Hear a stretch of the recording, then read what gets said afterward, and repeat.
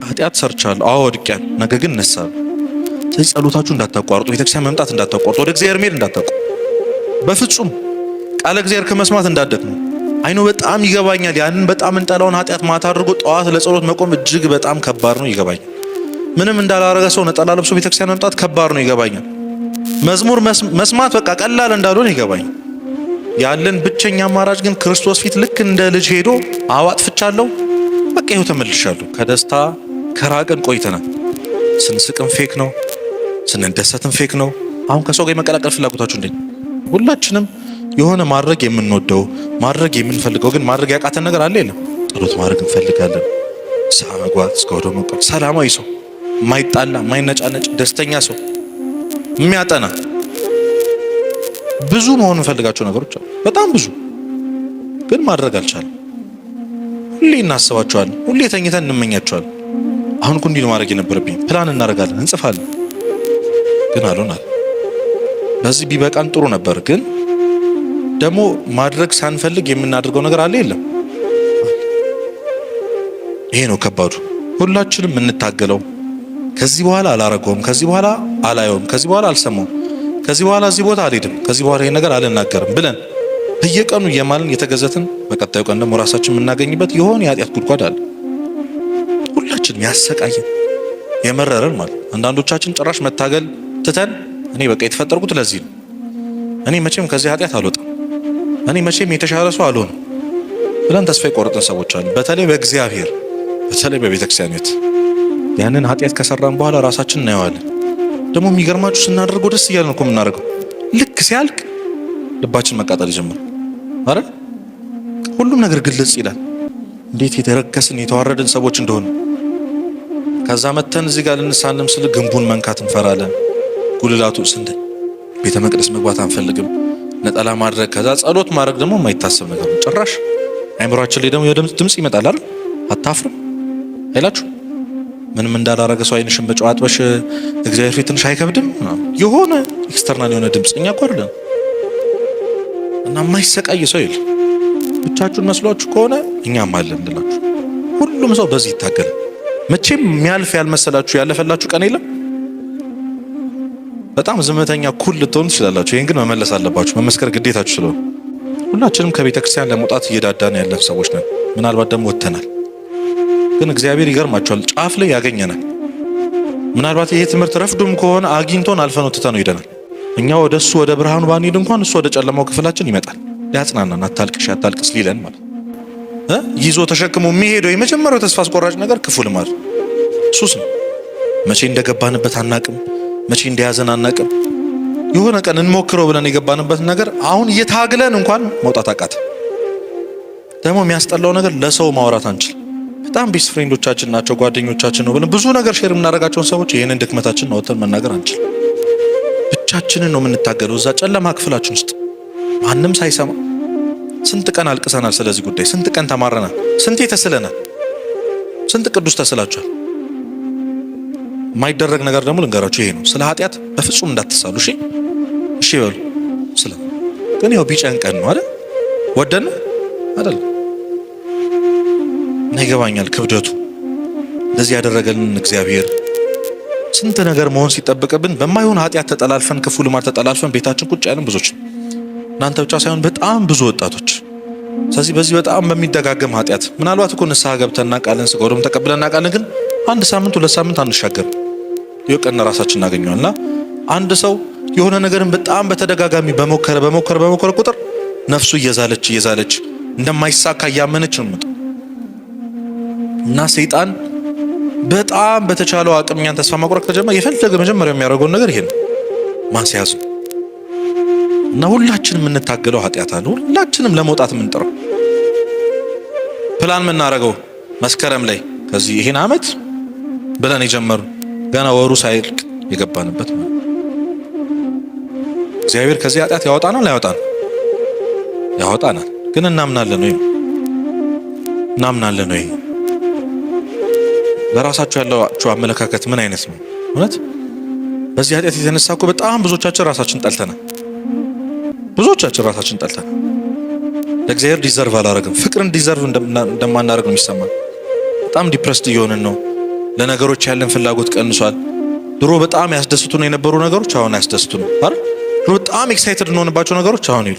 ድሮ እንደዛ የጓጓንለት ስልክ ዛሬ ምን እንዳረገን ታውቃላችሁ አይደል? ሹል አንድ ነገር ልንገራችሁ፣ ሁላችንም ከስልካችን መላቀቅ እንፈልጋለን። አሁን ምን ላርገው ምንለው ነገር አሁን ስልካችን ግን ያን ትዝ ይላችኋል። ስማርትፎን ምናምን ቤተሰቦቻችን የነበረ ነገር ጌም ነበር የምንጫወተው እኮ ምንም አናውቅም ነበር። አሁን ግን አሁን ነፍሳችንን አሳስሮ ቁጭ አድርጎናል። እንዴት ልትሆው ነው? ሁሉ ነገራችን ሆኗል። ኃጢአቱን የጀመርነው በዛ ነው። ክፋቱን የጀመርነው በዛ ነው። እግዚአብሔርን የሚያስተውን እሱ። እስኪ ማን ይሙት ከእናንተ ማለት አይናችንን ጨፍነን ጠዋት ስነቃ እንዲህ በዳበሳ የምንፈልገው መዝሙረ ዳዊት ነው። ገና አንድ አይናችን ሳንገልጥ እንዲህ በአንድ አይናችን አይደል ቼክ የምናደርገው።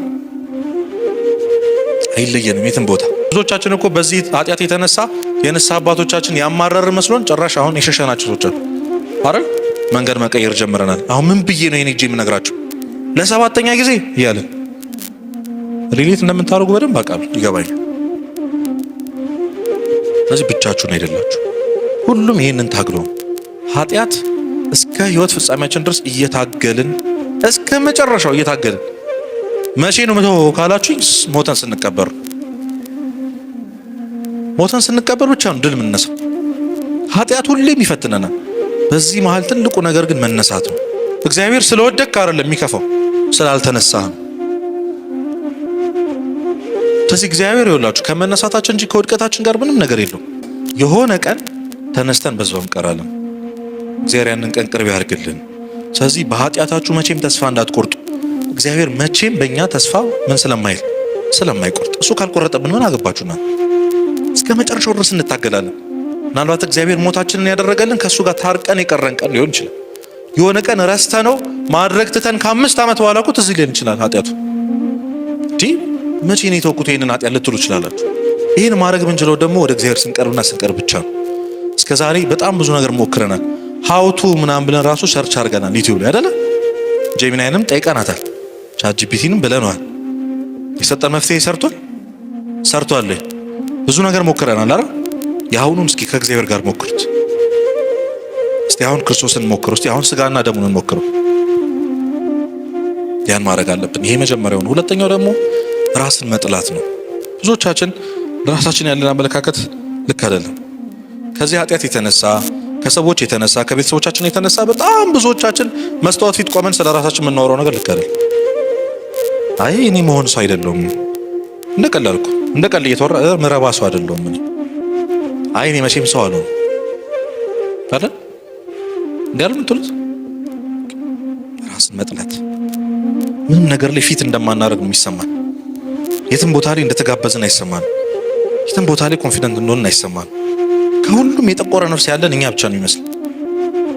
ገና ከሩቁ ምናምን ሰዎች እኛን አይተው የሚጠሉን ይመስለናል። ቀድመን ጨርሰናል እኛ አይምሯችን። እግዚአብሔርም ይወደን አይመስለን፣ ቼክ የሚያደርገን አይመስለን። እሱ የጻድቃን አምላክ ነው የሚመስለን አይደል? እዛ ጧት ቤተክርስቲያን የምትሄደው የሚሄደው ዲያቆኑ ምናምን እሱ ላይ ትኩረት የሚያደርግ አምላክ ያለን ይመስለን። እኛን ዞር ብሎ የሚያየን አይመስለን። ቦታ ያለን አይመስለንም። እዚህ ቤት ውስጥ ቤተክርስቲያን ውስጥ በጣም ብዙ ሰዎች ጋር ከብዙ ሰዎች አቴንሽን እንፈልጋለን። በጣም ከብዙ ሰዎች የተቸገርንባቸው ብዙ ነገሮች አሉ። ያንን ባለመኘታችን እኛ የምንወቅሰው እነሱን ሳይሆን ራሳችን ነው። መወደድ ያልቻልኩ ሰው ስለሆንኩ ነው ብለን ግን እስከየት ድረስ የተወደድን እንደሰው እንደሆን ቢገባችሁ እንደው ምንም የረከስን ብንሆን፣ ምንም ትምህርት ላይ ጎበዝ ባንሆን፣ ድሃ ብንሆን፣ ኃጢአተኛ ብንሆን ማን ይወደናል? ምን ትፈልጋላችሁ? ማንም ቢጠላኝ ምን ይወደኛል? አባት ይወደኛል ማለት አለባችሁ። ማንም ቢጠላኝ እግዚአብሔር ይወደኛል።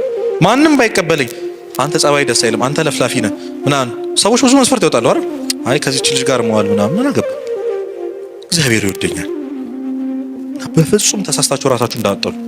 ራስን መጥላት ኃጢአት ነው። ምክንያቱም እግዚአብሔር የወደደውን ነገር የመውደድ ምን አለብን? ግዴታ አለብን። እግዚአብሔር ደግሞ ማንን ነው የሚወደው? እኛን ሰዎች። ብዙዎቻችን ለቤተሰቦቻችን ለጓደኞቻችን ጠቃሚ እንዳልሆን የሚሰማን እዚህ ምድር ላይ ደግሞ በጣም ገዳዩ በሽታ ጠቃሚ ያለመሆን ስሜት ነው። ታምናላችሁ?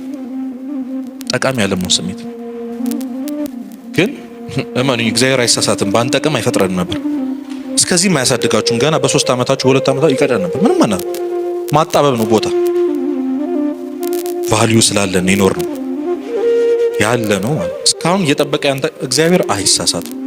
የፈጠረን ለምክንያቱ ስለምንጠቅም። አንዳንድ ሰው ለእናቴ ብሎ ራሱን ማጥፋት ምናምን ይላል።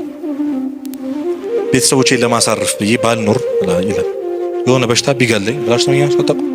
እናቴ እንደዚህ ከማሰቀኝ፣ አባቴ እንዲህ ከማለፋ፣ ሰዎች በእኔ ምክንያት እንደዚህ ከሚሆን እግዚአብሔር ምክንያት አለው። ትንሽ ጠብቁት። ትንሽ ራስን ማክበር፣ ራስን መውደድ፣ ራስን በክርስቶስ አይን በኩል መመልከት በጣም አስፈላጊ ነው። እሺ ትላንት ያሳለፋችሁ እግዚአብሔር ነገ አይኖርም?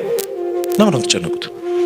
እውነት እስኪ እንሞት እንደሆነ እናያለን። እስኪ ይሄ ኑሮ ይግደለን። እስኪ እውነት እግዚአብሔር እያለ ህዝቡን በባህር ከፍሎ ያሻገረ አምላክ እኛን የኑሮ ውድነት፣ ፈተና፣ ኢንትራንስ ምናምን ምን ሆናችሁ? እና ነገን መፍራት አያስፈልግም፣ መጨነቅ አያስፈልግም። የመጨረሻው የህይወት ትርጉም ማጣት ነው። ብዙዎቻችን ግራ ገብቶናል፣ ምን ማድረግ እንዳለብን። ለምንድን ነው የምኖረው? ለምን የተፈጠርኩት? ምንድነው ዓላማዬ? ምንድነው ፐርፐዜ? አይደል? ምንድነው መክሊቴ? እግዚአብሔር ለምን የፈጠረኝ? ይሄ ለመጨረሻው ሰውን ተስፋ የሚያስቆርጠው ነገር ነው። ህይወቱ ሚኒንግለስ ከሆነበት ሰው ይወድቃል።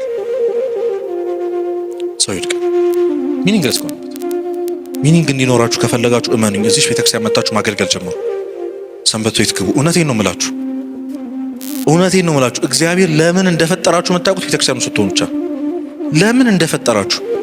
እዚህ ምድር ላይ ከአንተ ውጪ የማይፈታ አንድ ችግር አለ። አንተ ስትፈጠር ሀብቱ የተፈጠረ ከአንቺም ውጪ ሳትፈቱት ከሞታችሁ ሳይፈታ ይኖራል።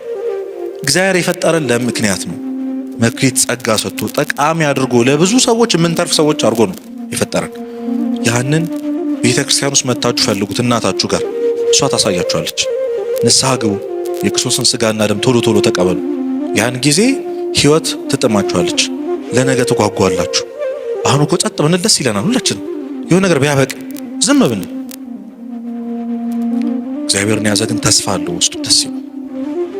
እና ክርስቶስ ተስፋ እንዳለን ያሳየው ልንወጣ ጫፍ ላይ እንኳን ደርሰን ተስፋ ቆርጠን ቀርቦም ቃሬዛውን ምን አለ ነካ፣ አስቆማቸው። አንተ ጎበዝ እልሃለሁ ተነሳ ብሎ ለእናት አሳልፎ ሰጣትና እንዳትሸዋወዱ ከክርስቶስ ጋር አደራችሁ።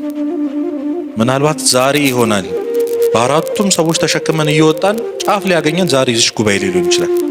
ዛሬ ይሆናል ቃሬዛውን ነክቶ ያስቆመንና እንዳትሸዋወዱ ከክርስቶስ ጋር ንስሐ መግባት በምንችልበት እስከ መቀበል በምንችልበት እድሜ እንቀበል።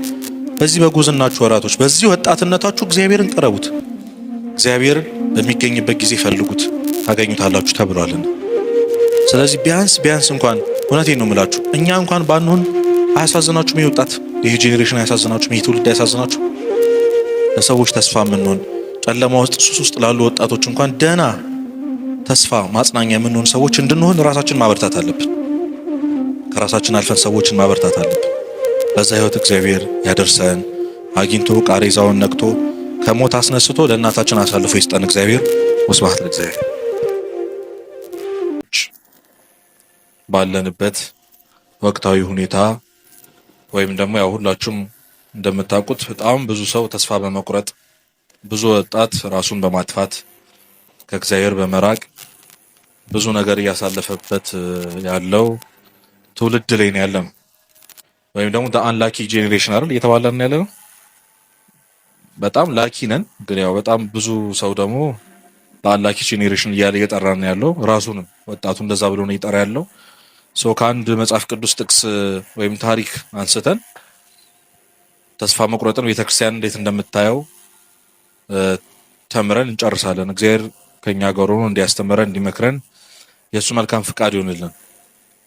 ከኔ ጋር ትላላችሁ። ቀርቦም በሉ እንጂ ቀርቦም ቃሬዛውን ነካ። በዚህ ቃል አንስተን እንነጋገራለን። አስቀድሜ ክፍለ ንባቡን አነብላችኋለሁ። የሉቃስ ወንጌል ምዕራፍ 7 ቁጥር 14 ጀምሮ ነው የምታገኙት።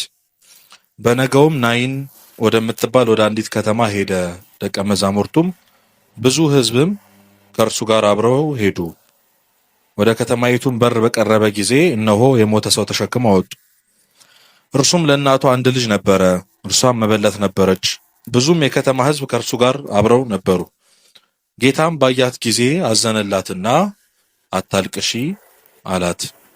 ቀርቦም ቃሬዛውን ነካ፣ የተሸከሙትንም ቆሙ። አንተ ጎበዝ እልሃለሁ ተነሳ አለው። የሞተውም ቀና ብሎ ተቀመጠ። ሊናገርም ጀመረ። ለእናቱም ሰጣት። ሁሉንም ፍርሃት ያዛቸውና ታላቅ ነቢይ በእኛ መካከል ተነስቷል፣ ደግሞ እግዚአብሔር ሕዝቡን ጎበኘ እያሉ እግዚአብሔርን አመሰገኑ ይላል። አምላካችን ቃል የተመሰገነ ይሁን። ይገርማችኋል። ከዚህ ከፍ ብላችሁ ስታነቡት ክርስቶስ አንድን በጣም ስለ እምነት የተናገረበት እምነቱን ያደነቀለት ሰው ነበር። የመቶ አለቃው ትዝ ይላችኋል። ሎሌው ታሞበት መጥቶ አናገረው። ወደ ቤት ልጅ ሲለው አንተ ከቤቴ ጣሪያ በታች ልትገባ አይገባህም፣ ስለዚህ ጌታዊ ቃል ብቻ ተናገር፣ ልጅ ምን ይላል ይፈወሳል ብሎ አምኖ ሲነግረው በዛ ሰዓት ልጁ እንደተፈወሰ ሰማ። ክርስቶስ ደግሞ ያንን እምነት አደነቀ። በእስራኤል እንዲህ ያለ እምነት እስከዛሬ ድረስ አላየውም ብሎ እምነቱን አደነቀለት እና በሱን ተከትለው የተሰበሰቡ ሰዎች ሁሉ የእምነትን ታላቅነት፣ ታናሽ እምነት እንዴት ሰውን ሊያተርፍ እንደሚችል፣ እንዴት ትልቅ ታምር ሊሰራ እንደሚችል የሰሙ ሰዎች ናቸው። በጣም ደስ ያላቸው፣ በጣም የተገረሙ ሰዎች ናቸው ከክርስቶስ ጋር ያሉት። እና ናይን የምትባል ከተማ አለች ኢየሩሳሌም ውስጥ፣ መውጫ ናት፣ ድንበር ናት። እና ናይን ማለት ደስ የምትል ደስታ የሚገኝባት የደስታ ከተማ ማለት ነው። እዛ ውስጥ የምትኖር አንዲት መበለት ደግሞ፣ መበለት ማለት ባል የሌላት ማለት ነው። አንድ ልጅ ብቻ የነበራት ሴት፣ ወጣት ልጅ ገና ሳይቦርቅ ሳይጨርስ ገና ሳትጠግበው ይሞትባታልና እሷም በጣም በሐዘን ተውጣ፣ ዙሪያ ያሉ ሰዎች ሁሉ በጣም አዝነው እግዚአብሔርን እንዴት ብለው እየጠየቁ፣ ለምን ብለው እየጠየቁ፣ አንድ ልጅ ነው ያላት፣ ባል የላትም፣ ደጋፊ የላትም፣ ብቻዋን የምትኖረው፣ የነበራትም አንድ ይሄ ነበረ፣ እግዚአብሔር እንዴት ይወስድባታል ብለው ከዛ ቀደም ካልኳችሁ ህዝብ ደግሞ በተቃራኒው እምነታቸው የተሸረሸሩ ሰዎች ሆነው ከሷ ጋር ሆነው፣ ያው በእስራኤል ባህል አስክሬን የሚቀበረው ከከተማ ውጪ ነው። ስለዚህ ከናይን ሊወጡ ድንበሯ ላይ ክርስቶስ ደግሞ ከህዝቡ ጋር ሊገባ ሲል ያቺ ናይን የምትባል ከተማ ድንበር ላይ እነዚህ ሁለቱ አካላት ተገናኙ። ማንና ማን አልኳችሁ? እናቲቱና ማን? ክርስቶስ። ግን ከሁለቱም ጀርባ ደግሞ ሁለት የተለያየ አመለካከት፣ ሁለት ተቃራኒ የሆነ ነገር ኤክስፒሪየንስ ያደረጉ ህዝቦች ተገናኙ። አይቶትም አዘነላት። ከዛ አታልቅሽ ያላት። እኔ በጣም የሚገርመኝ ይሄ ቃል ነው፣ አታልቅሽ። አሁን እቺ ሴት ብዙ የማልቀስ ምክንያት አላት፣ አሳማኝ ምክንያት አላት። እንደውም ቤተክርስቲያናችን እንኳን አንድ ሰው ከሞተብን ስንት ጊዜ እንድናለቅስ ምትፈቅድል? 3 ነው አይደል? የመጀመሪያው ምንድን ነው? የዛ ሰው ነፍሱ ከስጋው ምን ሲለይ፣ ከዛ ከኖረበት ቤት አስክሬኑ ምን ሲወጣ፣ መጨረሻ ላይ ደግሞ ምን ሲፈጸምለት፣ ግብዓተ መሬት ወይም ደግሞ ወደ መቃብር ሲገባ። አሁን እቺ ሴት የልጇን አስክሬን እስከ የትኛው ፕሮሰስ ድረስ ሄዳለች? ለሐዘኗ ለማልቀስ። ሰላም አላችሁ? የሰማችሁኝ ነው? እስከ የትኛው ድረስ ሄዳለች? እስከ ሁለተኛው። ምን ይቀራታል? መቅበር አይደል? ሰው ደግሞ የሚወደውን ሰው ከሞተበት በኋላ አፈር ውስጥ ሲገባ እስኪያዩ ድረስ አይወጣለትም ይባላል። ታውቃላችሁ አይደል? እስከዛ ድረስ ያልቅስ ነው። እርሙን ይውጣን፣ በቃ እርሙን ያውጣን ነው የሚባለው። እቺ ሴት እርሟን አላወጣችም። እንዳልኳችሁ በጣም ሴንሲቲቭ ነገር ነው፣ ቀላል አይደለም። ክርስቶስ ግን ገና ቀብራ ሳትጨርስ ገና መንገድ ላይ አግኝቷት አታልቅሽ ያለት እና አባቶች የክርስቶስ አታልቅሽ እንደ ሰው አታልቅሽ አይደለም። የክርስቶስ አይዞ እንደ ሰው አይዞ አይደለም። የክርስቶስ በርታ እንደ ሰው በርታ አይደለም። ሰው አታልቅስ ቢልህ ዛሬ አጠገቢ ይኖራል፣ ነገ ወደ ህይወቱ ይሄዳል። አጋጥሟችሁ ከሆነ ለቅሶ ሲፈጠር፣ ሐዘን ሲፈጠር ቤታችን ሙሉ ነው። ጓደኞቻችን ከኛ ጋር ናቸው፣ ያድራሉ፣ ይጫወታሉ አይደል? 1 5 ቀን 10 ቀን እያለ ሲሄድስ ጭር ይላል ቤቱ። ማንም ያንን መስዋዕትነት አይከፍልልን። ማንም ብቻችንን ሆነን ጨለማ ውስጥ ሆነን የምናለቅሰውን እንባ የሚያይልን የሚያበስልን ሰው የለም። አባቶች ግን ክርስቶስ አታልቅስ ሲል እንባህን የሚያበስበትን መሐረብ በእጁ ይዞ ነው እና አታልቅሺ ሲላት እንደሚያድንላት ያውቃል። ያውቃል። እንደው ሰርፕራይዝ ትሁን ታልቅስና ሳድንላት ትስቃለች አላት። ቀድሞ ነው አታልቅሽ ያላት፣ እንድታምንበት ስለሚፈልግ ነው። እኛ ይኸውላችሁ እምነት ማለት እግዚአብሔርን ማመን ማለት የምንረዳበት ልክ በጣም የተለያየ ነው። መጽሐፍ ቅዱስም አንድ ነገር ሳይደረግልህ እንደተደረገልህ ሆኖ ደስ መሰኘት ነው እምነት። ተፈታኞች አላችሁ፣ እዚህ ውስጥ አላችሁ። አሁን ተፈተናችሁ እንዳለፋችሁ ሆናችሁ ቅዱስ ራጉኤልን ታምኑታላችሁ እኮ፣ እመቤታችን ታምኑታላችሁ፣ እግዚአብሔርን ደግሞ ከምንም ነገር ላይ ታምኑታላችሁ። ግን ስታምኑት ያልተፈጠረው ነገር እንደተፈጠረ ተፈጥሮም ደግሞ እንደተሳካላችሁ ሆናችሁ ደስ ይላችኋል። ያ ስሜት የማይሰማን ከሆነ እግዚአብሔርን አናምነውም ማለት ነው። እና አሁን ሳንፈተን አሁን ገና የችግሩ ጊዜ ሳይደርስ የጭንቁ ቀን ሳይደርስ እንዳለፈልን ሆኖ ነው ክርስቶስ ቀድሞ የሚያወራን። በነገራችን አታልቅሽ አትጨነቂ የሚለው እኮ ለዛ ለምን አልጨነቅ? ገና እኮ አልተፈተንኩም። በማይሆን ነገር እኮ አይደለም እየተጨነቅኩ ያለሁት በሚሆን ነገር ነው። ግን እግዚአብሔር እንደዚህ ነው፣ አስቀድመን እንድናምንበት ይፈልጋል። ለዛ ነው ተጋጨ ታውቂያለህ። ልክ በዛ በኩል ቅድም እንዳልኳችሁ በብዙ እምነት የእምነትን ጥንካሬ ያየ ህዝብ፣ በዚህ በኩል ደግሞ እግዚአብሔርን ገና ለመጠራጠር እየዳዳ ያለ ህዝብ መሀል የተጋጩ። አሁን አንዳንድ ጊዜ በጣም እንደዚህ አይነት ችግሮች ሲፈጠሩብን አይምሯችን ላይ እግዚአብሔር የሆነ ጊዜ አያልፍም ብለን ያሰብነው ነገር ያሳለፈልን ቀን ትዝ ይለናል አይደል? መቼም የሚያልፍ ያልመሰላችሁ ያለፈላችሁ ቀን የለም። በጣም ዝምተኛ ኩል ልትሆኑ ትችላላችሁ። ይሄን ግን መመለስ አለባችሁ፣ መመስከር ግዴታችሁ ስለሆነ። እንደዚህ አይነት ቀን የለም ወይ? መስክሩ። አለ የለም? አሳልፎልን ያውቅ። አሁን ህይወታችን ላይ ያለውን የሚያስጨንቀውን ነገር ደግሞ ይከራከርብናል። አይ እግዚአብሔር እኮ ታማኝ ነው አሳልፎልኝ ያውቅ። አይ እግዚአብሔር እኮ አይጠለኝም የሚለው አለ፣ እምነት አለ። በዛው ልክ ደግሞ የነገሩ ክብደት አሁን እያሳለፍን ያለውን ነገር ጨለማውን ተስፋ የሚያስቆርጠውን ነገር ስናየው ደግሞ ይጋጫል። ልክ እንደዛ ነው ሀፕን ያደርጉ። በዚህ መሀል ግን ክርስቶስ አይቶ ያዝንልናል። አላመኑብኝም እስከዛሬ ስንት ነገር አድርጌለት ስንት ነገር አድርጌላት ስንት ነገር ከስንት ነገር አውጥቻቸው እነዚህ ሰዎች ግን እኔ ላይ እምነት የለባቸውም ብሎ አያዝንብንም። እንዲያውም ያዝንልናል። ለዛ ነው አይቶም አዘነላት፣ ከዛም አታልቅሽ ያላት ይላል። ቀርቦም ቃሬዛውን ምን አለ ነካው፣ ተሸካሚዎቹም ቆሙ። አንተ ጎበዝ እልሃለሁ ተነሳ ብሎ ልጁን አስነሳላት፣ ለእናቱም ሰጣት ነው የሚል። ስለዚህ ደስተኛ እንደምትሆን እያወቀ አስቀድማ እሱን አይታ አታልቅሽ የሚለውን ቃል ሰምታ እንባዋን እንድትጠርግ ያለ ምንም ምክንያት እግዚአብሔርን መጠበቅ ማለት እንደዛ ነው። አሁን እኛ ርቦን ቤት ውስጥ ቁጭ ብለን እናታችን ወጥ እየሰራች ከሆነ እንጠብቃለን አይደል? ትንሽ ደቂቃ ነው፣ ግን የሚያስጠብቀን ድምፅ አለ። ቢያንስ ኩሽና ውስጥ ሲከተፍ እንሰማለን ነው። አሁን እየተከተፈ ነው አይደል? ቸስ ሲል ደግሞ አዎ ተጠዷል እያልን ደግሞ የድስቶ ድምፅ እንሰማ፣ ከዛ የተሪ ድምፅ ተስፋ አለን። እግዚአብሔር ግን ጸጥ ነው የሚለው። በዝምታ ውስጥ ነው እንድንጠብቀው የሚፈልገው። እና እግዚአብሔርን ስትጠብቁት እግዚአብሔርን ካሁን ያደርግልኛል ስትሉት የሆነ ተስፋ የሆነ ሳይን እያሳያችሁ አይደለም። ለዛ ነው እግዚአብሔርን ማመን ማለት አይንን ጨፍኖ እንደመሮጥ ነው። ምን ማድረግ ነው አልኳችሁ? አያስፈራም? አይንን ጨፍኖ መሮጥ። ቀስ ብሎ መራመድ እንኳን ከባድ ነው። በዚህ ልክ እግዚአብሔርን እናምነዋለን ወይ ነው አሁን ላለንበት ነገር ያወጣልናል ብለን እናምነዋለን ወይ? እና ናይን የተባለችው ቤተክርስቲያን ናት፣ የደስታ ከተማ። ያ የሞተው ጎበዝ ወጣት ደግሞ ነፍሳችን ነው ተስፋ የቆረጠችው። ሁላችንም ከቤተክርስቲያን ለመውጣት እየዳዳን ያለን ሰዎች ነን። ምናልባት ደግሞ ወጥተናል። ግን እግዚአብሔር ይገርማቸዋል፣ ጫፍ ላይ ያገኘናል። ምናልባት ይሄ ትምህርት ረፍዱም ከሆነ አግኝቶን አልፈነው ትተነው ሄደናል። አይቶ አዝኖልን አታልቅሱ ሲለን ማን ስለሆንክ ነው? አታቆም እኮ ክርስቶስን። እሷ አታቆም። ምን አይቀል የሚቀልደው በዚህ ሰዓት እንዴት ነው ልጄ ሞቶ አታልቅሽ የሚለኝ አላለች። ምናልባት ደግሞ እኛ እንደዛ ብለን መልሰን ለትተነው ጥተነው አልፈነው ሊሄድ ይችላል። ግን ክርስቶስ ሁሌም ተስፋ የመቁረጣችን የመጨረሻው መስመር ላይ መጥቶ ያገኘናል። እኛ ወደሱ ወደ ብርሃኑ ባንሄድ እንኳን እሱ ወደ ጨለማው ክፍላችን ይመጣል ሊያጽናናን፣ አታልቅሽ አታልቅስ ሊለን ማለት እና ያንን ተሸክመው እየወጡት ያሉ 4 ቃሬዛ ተሸካሚዎች አሉ ይላሉ አባቶቻችን። እና አራቱም የሰው ልጅ የአንድን ወጣት ነፍስ ተስፋ አስቆርጠው ናይን ከተባለችው ደስታ ካለባት ከዚህ ቤተክርስቲያን ከዚህ ህይወት የሚያስወጡ ናቸው ተሸክመው። እናታችን ደግሞ እያለቀሰች ትከተልናለች። ክርስቶስ ያን ጊዜ ያስቆመናል። ቁሙ ብሎ ቃሬዛ ተሸካሚዎችን ቃሬዛውን ነክቶ አስቆማቸው ይላል። እነዚህ አራቱ ተሸካሚዎች እነማን ናቸው ነው?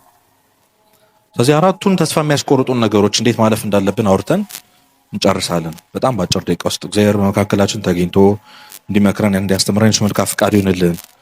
መጀመሪያው ክፉ ልማድ ክፉ ኃጢአት ነው። ቀድሞ የተዘመረውን ዝማሬ እህታችን የዘመረችውን ሰምታችኋል? ዝማሬ መላእክት ያሰማል በውስጥ ሰውነት ያር በትእዛዝ ደስ ይለኛል። ከዛስ በስጋዬ በኩል ኃጢአትም ምን ይለኛል ይስበኛል። ይሄ መስሙር መነሻው የቅዱስ ጳውሎስ ወደ ሮሜ መልእክት ምዕራፍ 7 ቁጥር 19 ላይ ነው። ከኔ ጋር ትላላችሁ የምወደውን በሉ፣ አይ ሁላችሁም በሉ፣ የምወደውን በጎ ነገር አላረግም፣ የማልወደውን ክፉ ነገር ግን ምን እላለሁ በተቃራኒው አይደለ? እና ለዚህ ለኃጢአት ከተሰጠ ሰውነት ማን ያድነኛል ሲል ታዩታላችሁ። ምናልባት የተነገረው ስለ ሌላ ነገር ቢሆንም ቃሉ ግን በትክክል ከኛ ህይወት ጋር የተያያዘ ነው። ሁላችንም የሆነ ማድረግ የምንወደው ማድረግ የምንፈልገው ግን ማድረግ ያቃተን ነገር አለ የለም? አለ የለም? አለ። ጸሎት ማድረግ እንፈልጋለን። ንስሐ መግባት፣ እስከ ወደ መቀል፣ ሰላማዊ ሰው፣ የማይጣላ የማይነጫነጭ ደስተኛ ሰው፣ የሚያጠና ብዙ መሆን እንፈልጋቸው ነገሮች አሉ። በጣም ብዙ ግን ማድረግ አልቻለም። ሁሌ እናስባቸዋለን። ሁሌ ተኝተን እንመኛቸዋለን። አሁን እኮ እንዲህ ማድረግ የነበረብኝ ፕላን እናደርጋለን፣ እንጽፋለን፣ ግን አልሆናል። በዚህ ቢበቃን ጥሩ ነበር። ግን ደግሞ ማድረግ ሳንፈልግ የምናደርገው ነገር አለ የለም? ይሄ ነው ከባዱ። ሁላችንም የምንታገለው ከዚህ በኋላ አላረገውም፣ ከዚህ በኋላ አላየውም፣ ከዚህ በኋላ አልሰማውም፣ ከዚህ በኋላ እዚህ ቦታ አልሄድም፣ ከዚህ በኋላ ይሄን ነገር አልናገርም ብለን በየቀኑ እየማልን እየተገዘትን በቀጣዩ ቀን ደግሞ ራሳችን የምናገኝበት የሆነ የኃጢአት ጉድጓድ አለ። ሁላችንም ያሰቃየን የመረረን ማለት። አንዳንዶቻችን ጭራሽ መታገል ትተን እኔ በቃ የተፈጠርኩት ለዚህ ነው፣ እኔ መቼም ከዚህ ኃጢአት አልወጣም፣ እኔ መቼም የተሻለ ሰው አልሆንም ብለን ተስፋ የቆረጥን ሰዎች አሉ። በተለይ በእግዚአብሔር በተለይ በቤተክርስቲያን ቤት። እናንተ ትምህርት ቤት ኦርቶዶክሶች እናንተ ብቻ ናችሁ፣ እናንተ ብቻ ናችሁ። የአዳራሽ አይሞላም ነበር ብዛታችሁ ማለት ነው። አላውቅም እንግዲህ ለምን ያልመጡት። ሰው በእግዚአብሔር ተስፋ ቆርጧል። ሰው በቤተክርስቲያን ተስፋ ቆርጧል። የቆረጠው እግዚአብሔር ትቶኛል ብሎ ሳይሆን እሱ ይገባኛል ብሎ ስለማያስብ። እንዴት እየተሳቀቀን እዚህ ግቢ እንደገባን ሁላችን እናውቃለን አይደል? ያንን ኃጢአት ከሰራን በኋላ ራሳችን እናየዋለን። ደግሞ የሚገርማችሁ ስናደርገው ደስ እያለን እኮ የምናደርገው፣ ልክ ሲያልቅ ልባችን መቃጠል ይጀምራል አይደል? ሁሉም ነገር ግልጽ ይላል። እንዴት የተረከስን የተዋረድን ሰዎች እንደሆነ። ከዛ መተን እዚህ ጋር ልንሳለም ስል ግንቡን መንካት እንፈራለን። ጉልላቱ ስንደ ቤተ መቅደስ መግባት አንፈልግም። ነጠላ ማድረግ፣ ከዛ ጸሎት ማድረግ ደግሞ የማይታሰብ ነገር ነው ጭራሽ። አይምሯችን ላይ ደግሞ የድምጽ ድምጽ ይመጣል አይደል? አታፍሩ አይላችሁ? ምንም እንዳላረገ ሰው አይንሽን በጨው አጥበሽ እግዚአብሔር ፊት ትንሽ አይከብድም? የሆነ ኤክስተርናል የሆነ ድምጽ እኛ እኮ አይደለም። እና የማይሰቃይ ሰው የለም። ብቻችሁን መስሏችሁ ከሆነ እኛም አለን እንላችሁ። ሁሉም ሰው በዚህ ይታገላል። እኛ ብቻ አይደለንም። እግዚአብሔርን ያስደስሱት የብርሃን አክሊል እንኳን አይምሯቸው ላይ ጭንቅላታቸው ላይ ተስሎ የምታዩት ቅዱሳን እንኳን በክፉ ልማድ ተሰቃይቷል። እና የመጀመሪያው ቃሬዛ ተሸካሚ የሰውን ነፍስ ገሎ ወደ መቃብር ይዞ ተሸክሞ የሚሄደው የመጀመሪያው ተስፋ አስቆራጭ ነገር ክፉ ልማድ ሱስ ነው። መቼ እንደገባንበት አናቅም፣ መቼ እንደያዘን አናቅም። የሆነ ቀን እንሞክረው ብለን የገባንበት ነገር አሁን እየታገለን እንኳን መውጣት አቃተ። ደግሞ የሚያስጠላው ነገር ለሰው ማውራት አንችል። በጣም ቤስት ፍሬንዶቻችን ናቸው፣ ጓደኞቻችን ነው ብለን ብዙ ነገር ሼር የምናደርጋቸውን ሰዎች ይሄንን ድክመታችንን አውጥተን መናገር አንችል። ብቻችንን ነው የምንታገለው እዛ ጨለማ ክፍላችን ውስጥ ማንም ሳይሰማ። ስንት ቀን አልቅሰናል ስለዚህ ጉዳይ፣ ስንት ቀን ተማረናል፣ ስንት ተስለናል፣ ስንት ቅዱስ ተስላችኋል። የማይደረግ ነገር ደግሞ ልንገራችሁ፣ ይሄ ነው። ስለ ኃጢአት በፍጹም እንዳትሳሉ። እሺ እሺ በሉ። ስለምን ግን ያው ቢጨንቀን ነው አይደል? ወደን ነው አይደል? እና ይገባኛል ክብደቱ። እንደዚህ ያደረገልን እግዚአብሔር ስንት ነገር መሆን ሲጠበቅብን በማይሆን ኃጢአት ተጠላልፈን ክፉ ልማድ ተጠላልፈን ቤታችን ቁጭ ያለን ብዙዎች፣ እናንተ ብቻ ሳይሆን በጣም ብዙ ወጣቶች። ስለዚህ በዚህ በጣም በሚደጋገም ኃጢአት ምናልባት እኮ ንስሐ ገብተን እናውቃለን፣ ስጋ ወደሙን ተቀብለን እናውቃለን። ግን አንድ ሳምንት ሁለት ሳምንት አንሻገር ይወቀና ራሳችን እናገኘዋልና አንድ ሰው የሆነ ነገርን በጣም በተደጋጋሚ በሞከረ ቁጥር ነፍሱ እየዛለች እንደማይሳካ እያመነች ነው የሚመጣው። እና ሰይጣን በጣም በተቻለው አቅም ያን ተስፋ ማቁረጥ ከጀመረ የፈለገ መጀመሪያ የሚያደርገውን ነገር ይሄ ነው፣ ማስያዝ። እና ሁላችንም የምንታገለው ኃጢአት አለ። ሁላችንም ለመውጣት የምንጥረው ፕላን የምናደርገው መስከረም ላይ ከዚህ ይሄን አመት ብለን የጀመሩ ገና ወሩ ሳይልቅ የገባንበት ማለት። እግዚአብሔር ከዚህ ኃጢአት ያወጣናል አያወጣንም? ያወጣናል። ግን እናምናለን ወይ ነው? እናምናለን ወይ? ለራሳችሁ ያላችሁ አመለካከት ምን አይነት ነው? እውነት በዚህ ኃጢአት የተነሳ እኮ በጣም ብዙዎቻችን ራሳችን ጠልተናል። ለእግዚአብሔር ዲዘርቭ አላደረግም። ፍቅርን ዲዘርቭ እንደማናደርግ ነው የሚሰማን። በጣም ዲፕረስድ እየሆንን ነው። ለነገሮች ያለን ፍላጎት ቀንሷል። ድሮ በጣም ያስደስቱ ነው የነበሩ ነገሮች አሁን ያስደስቱ ነው አይደል? ድሮ በጣም ኤክሳይትድ እንሆንባቸው ነገሮች አሁን ይሉ። ድሮ እንደዛ የጓጓንለት ስልክ ዛሬ ምን እንዳረገን ታውቃላችሁ አይደል? ሹል አንድ ነገር ልንገራችሁ፣ ሁላችንም ከስልካችን መላቀቅ እንፈልጋለን። አሁን ምን ላርገው ምንለው ነገር አሁን ስልካችን ግን ያኔ ትዝ ይላችኋል፣ ስማርትፎን ምናምን ቤተሰቦቻችን የነበረ ነገር ጌም ነበር የምንጫወተው እኮ ምንም አናውቅም ነበር። አሁን ግን አሁን ነፍሳችንን አሳስሮ ቁጭ አድርጎን እንዴት ልትሆው ነው? ሁሉ ነገራችን ሆኗል። ኃጢአቱን የጀመርነው በዛ ነው። ክፋቱን የጀመርነው በዛ ነው። እግዚአብሔርን የሚያስተውን እሱ። እስኪ ማን ይሙት ከእናንተ ማል አይናችንን ጨፍነን ጠዋት ስነቃ እንዲህ በዳበሳ የምንፈልገው መዝሙረ ዳዊት ነው። ገና አንድ አይናችን ሳንገልጥ እንዲህ በአንድ አይናችን አይደል ቼክ የምናደርገው። አይለየንም የትም ቦታ እና ሳናስበው የገባንባቸው ነገሮች ጥሩ ናቸው ብለን የጀመርናቸው ነገሮች በጣም ነፍሳችንን አስረው አጥቁረው ናይን ከተባለችው ከደስታ ከራቅን ቆይተናል። ስንስቅም ፌክ ነው፣ ስንደሰትም ፌክ ነው። ሶሻል ባትሪያችን ሞቷል። አሁን ከሰው ጋር የመቀላቀል ፍላጎታችሁ እንዴት? ይሄ ሁሉ ነገር የኃጢአት መንስኤ ግን እግዚአብሔር ቃል ገብቶልናል።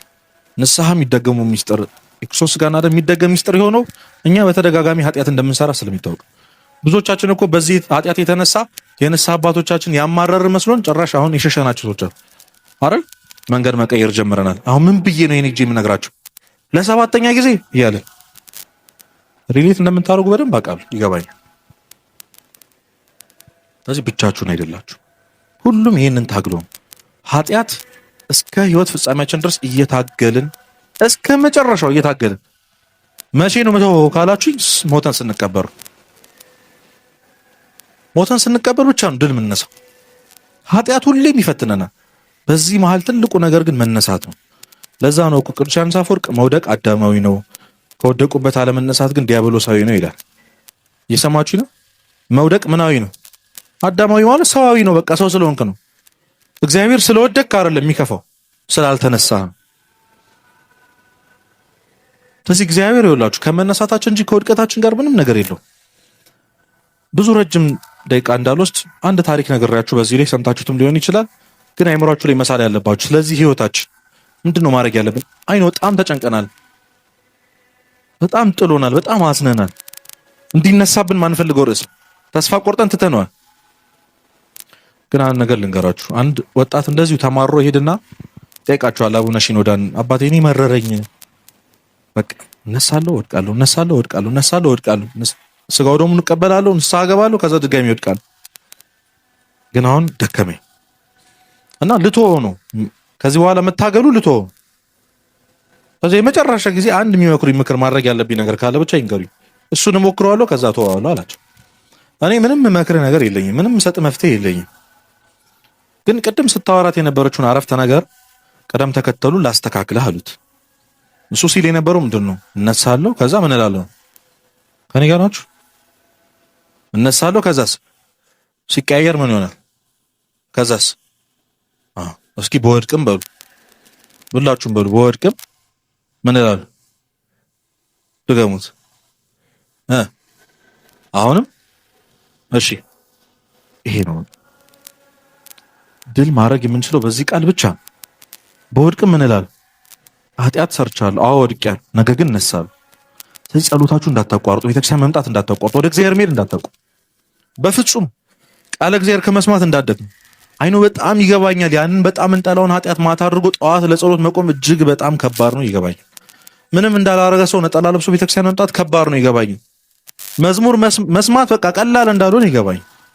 ያለን ብቸኛ አማራጭ ግን ክርስቶስ ፊት ልክ እንደ ልጅ ሄዶ አዋጥፍቻለሁ፣ በቃ ይኸው ተመልሻለሁ፣ እምርሃለሁ፣ እምርሻለሁ ብለኸኝ፣ ይሄ ያንተ ቃል ነው።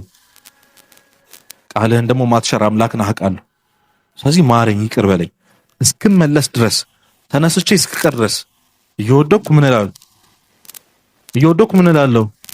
የሆነ ቀን ተነስተን በዛው እንቀራለን። እግዚአብሔር ያንን ቀን ቅርብ ያድርግልን። ስለዚህ በኃጢአታችሁ መቼም ተስፋ እንዳትቆርጡ። እግዚአብሔር መቼም በእኛ ተስፋ ምን ስለማይቆርጥ እሱ ካልቆረጠብን ምን አገባችሁና እስከ መጨረሻው ድረስ እንታገላለን። ምናልባት እግዚአብሔር ሞታችንን ያደረገልን ከእሱ ጋር ታርቀን የቀረን ቀን ሊሆን ይችላል። የሆነ ቀን ረስተነው ማድረግ ትተን ከ5 ዓመት በኋላ እኮ ትዝ ሊለን ይችላል ኃጢአቱ። መቼ ነው የተውኩት ይሄንን ኃጢአት ልትሉ ትችላላችሁ። ይሄን ማድረግ የምንችለው ደግሞ ወደ እግዚአብሔር ስንቀርብና ስንቀርብ ብቻ ነው። እስከዛሬ በጣም ብዙ ነገር ሞክረናል። ሀውቱ ምናምን ብለን ራሱ ሰርች አድርገናል ዩቲዩብ ላይ አይደለ? ጄሚናይንም ጠይቀናታል፣ ቻትጂፒቲንም ብለናል። የሰጠን መፍትሄ ሰርቷል። ብዙ ነገር ሞክረናል አይደል? የአሁኑን እስኪ ከእግዚአብሔር ጋር ሞክሩት። እስቲ አሁን ክርስቶስን ሞክሩ። እስቲ አሁን ስጋና ደሙን ሞክሩ። ያን ማድረግ አለብን። ይሄ መጀመሪያው ነው። ሁለተኛው ደግሞ ራስን መጥላት ነው። ብዙዎቻችን ራሳችን ያለን አመለካከት ልክ አይደለም። ከዚህ ኃጢአት የተነሳ ከሰዎች የተነሳ ከቤተሰቦቻችን የተነሳ በጣም ብዙዎቻችን መስታወት ፊት ቆመን ስለ ራሳችን የምናወራው ነገር ልክ አይደለም። አይ እኔ መሆን ሰው አይደለሁም፣ እንደ ቀላል እየተወራ ምረባ ሰው አይደለሁም እኔ። አይ እኔ መቼም ሰው አልሆንም አይደል? እንዲያለም እንትሉ ራስን መጥላት ምንም ነገር ላይ ፊት እንደማናደርግ ነው የሚሰማን። የትም ቦታ ላይ እንደተጋበዝን አይሰማን። የትም ቦታ ላይ ኮንፊደንት እንደሆንን አይሰማን። ከሁሉም የጠቆረ ነፍስ ያለን እኛ ብቻ ነው ይመስል። ገና ከሩቁ ምናምን ሰዎች እኛን አይተው የሚጠሉን ይመስለናል። ቀድመን ጨርሰናል እኛ አይምሯችን። እግዚአብሔርም ይወደን አይመስለን፣ ቼክ የሚያደርገን አይመስለን። እሱ የጻድቃን አምላክ ነው የሚመስለን አረ እዛ ጧት ቤተክርስቲያን የምትሄደው የሚሄደው ዲያቆኑ ምናምን እሱ ላይ ትኩረት የሚያደርግ አምላክ ያለን ይመስለን። እኛን ዞር ብሎ የሚያየን አይመስለን። ቦታ ያለን አይመስለንም። እዚህ ቤት ውስጥ ቤተክርስቲያን ውስጥ በጣም ብዙ ሰዎች ጋር ከብዙ ሰዎች አቴንሽን እንፈልጋለን። በጣም ከብዙ ሰዎች የተቸገርንባቸው ብዙ ነገሮች አሉ። ያንን ባለመኘታችን እኛ የምንወቅሰው እነሱን ሳይሆን ራሳችንን መወደድ ያልቻልኩ ሰው ስለሆንኩ ነው ብለን። ግን እስከ የት ድረስ የተወደድን እንደሰው እንደሆን ቢገባችሁ እስከ መስቀል ነው። መስቀል ምን እንደሆነ ገብቷችኋል ወይ? ማለት ክርስቶስ ለኛ ብሎ ያስቀረው ክብር የለም። እርቃኑን የተሰቀለው እርቃኑ። እኔን ታከብሩኛላችሁ? አሁን አዎ ያላችሁን አንድ አውጥቼ እዚህ ጋር ልብስና አውልቅ ብል ግን አታውልቅልኝ። ለምን? አይ አከብራለሁ ግን እዚህ ጋር አረ አቡነ ማትያስ መጥተው ቢሉን አናረገው።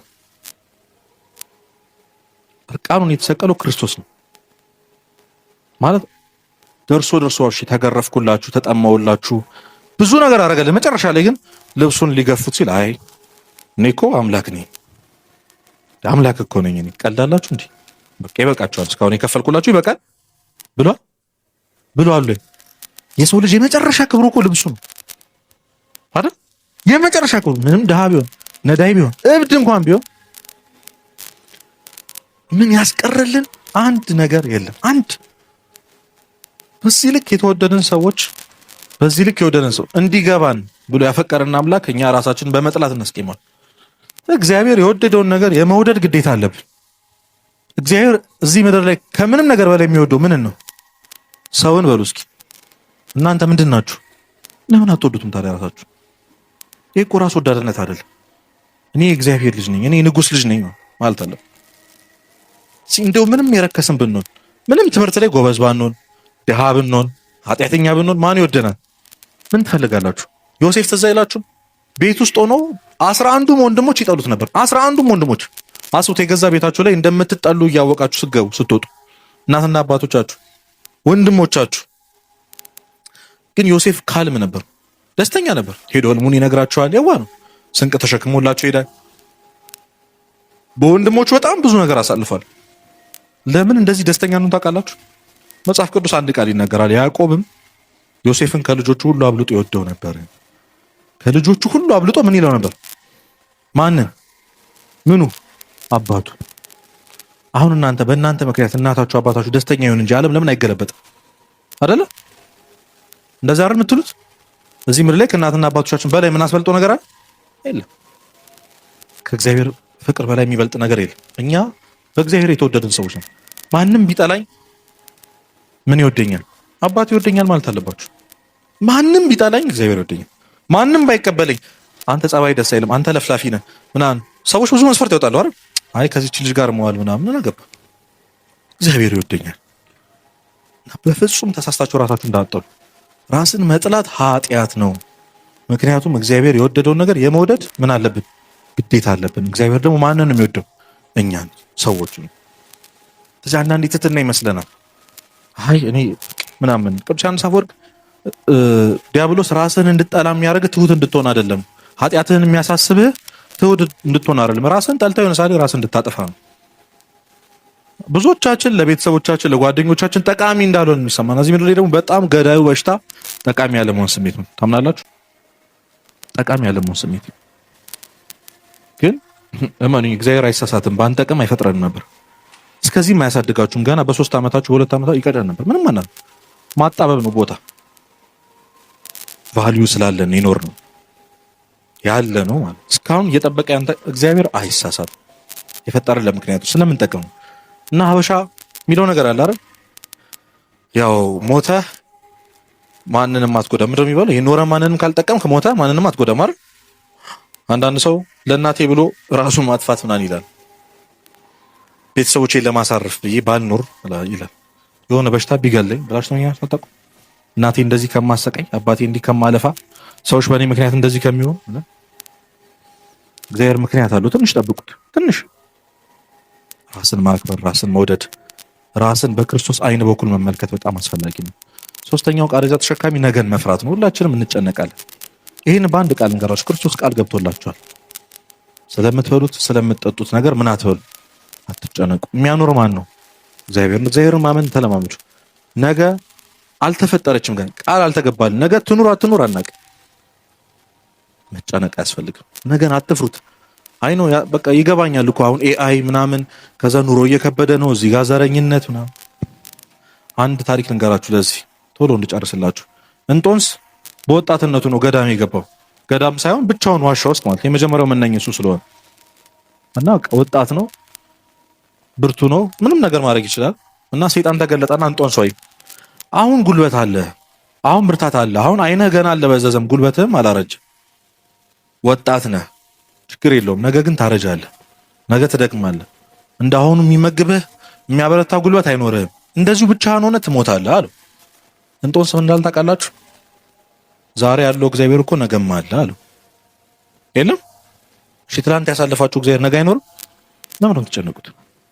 እውነት እስኪ እንሞት እንደሆነ እናያለን። እስኪ ይሄ ኑሮ ይግደለን። እስኪ እውነት እግዚአብሔር እያለ ህዝቡን በባህር ከፍሎ ያሻገረ አምላክ እኛን የኑሮ ውድነት ፈተና ኢንትራንስ ምናምን ምን ሆናችሁ? እና ነገን መፍራት አያስፈልግም፣ መጨነቅ አያስፈልግም። የመጨረሻው የህይወት ትርጉም ማጣት ነው። ብዙዎቻችን ግራ ገብቶናል ምን ማድረግ እንዳለብን። ለምንድን ነው የምኖረው? ለምን የተፈጠርኩት? ምንድነው አላማዬ? ምንድነው ፐርፐዜ? አረ ምንድነው መክሊቴ? እግዚአብሔር ለምን ይፈጠረኝ? ይሄ መጨረሻው ሰውን ተስፋ የሚያስቆርጠው ነገር ነው። ህይወቱ ሚኒንግለስ ከሆነበት ሰው ይወድቃል። ሰው ይወድቃል ሚኒንግለስ ከሆነበት። ሚኒንግ እንዲኖራችሁ ከፈለጋችሁ እመኑኝ፣ እዚህ ቤተክርስቲያን መጣችሁ ማገልገል ጀምሩ። ሰንበት ቤት ግቡ። እውነቴን ነው የምላችሁ፣ እውነቴን ነው የምላችሁ። እግዚአብሔር ለምን እንደፈጠራችሁ የምታውቁት ቤተክርስቲያን ስትሆኑ ብቻ። ለምን እንደፈጠራችሁ እዚህ ምድር ላይ ከአንተ ውጪ የማይፈታ አንድ ችግር አለ። አንተ ስትፈጠር ሀብቱ የተፈጠረ ከአንቺም ውጪ ሳትፈቱት ከሞታችሁ ሳይፈታ ይኖራል። እግዚአብሔር የፈጠረን ለምክንያት ነው። መክሊት ጸጋ ሰጥቶ ጠቃሚ አድርጎ ለብዙ ሰዎች የምንተርፍ ሰዎች አድርጎ ነው የፈጠረን። ያንን ቤተክርስቲያን ውስጥ መታችሁ ፈልጉት፣ እናታችሁ ጋር እሷ ታሳያችኋለች። ንስሐ ግቡ፣ የክርስቶስን ስጋና ደም ቶሎ ቶሎ ተቀበሉ። ያን ጊዜ ህይወት ትጥማችኋለች፣ ለነገ ትጓጓላችሁ። አሁን እኮ ጸጥ ብንል ደስ ይለናል ሁላችንም። የሆነ ነገር ቢያበቃ ዝም ብን እግዚአብሔርን ያዘ ግን ተስፋ አለው ውስጡ ደስ ይላል። እና ክርስቶስ ተስፋ እንዳለን ያሳየው ልንወጣ ጫፍ ላይ እንኳን ደርሰን ተስፋ ቆርጠን ቀርቦም ቃሬዛውን ምን አለ ነካ፣ አስቆማቸው። አንተ ጎበዝ እልሃለሁ ተነሳ ብሎ ለእናት አሳልፎ ሰጣትና እንዳትሸዋወዱ ከክርስቶስ ጋር አደራችሁ። ምናልባት ዛሬ ይሆናል በአራቱም ሰዎች ተሸክመን እየወጣን ጫፍ ላይ ያገኘን ዛሬ እዚህ ጉባኤ ሊሆን ይችላል።